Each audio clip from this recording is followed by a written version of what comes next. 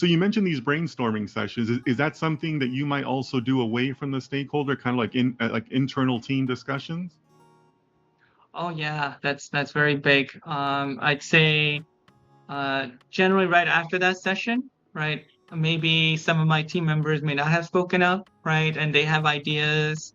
So we'll have just an internal meeting post that or even pre that just to go through, all right, what are some of the ideas that were pitched or were not pitched that we think we want to consider. And if we get a hold of the data, we'll have, I guess, meeting from reviewing that data to say, oh, these are all these extra things we've come up with. And the cool thing is, even though we might come up with a ton of ideas, and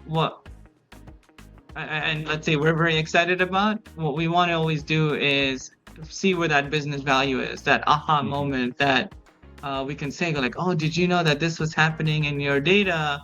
And there's these outliers, and now you can sell to these customers that are maybe your highest paying, right? Hmm. And bring those sort of potentials to our stakeholders, and not, I guess, I would say not to get disappointed because even though you might have a ton of ideas, they might want 20% of that, right? And obviously all working under, working on usually multiple projects and unlimited time, not unlimited time, right? So we have to cater to our stakeholders, but pick and choose the best ones to Right. make that happen. So yes, I'd say those internal meetings allow us to just digest, regroup, come up with more, and focus on what's going to bring the biggest bang to Yeah. the project.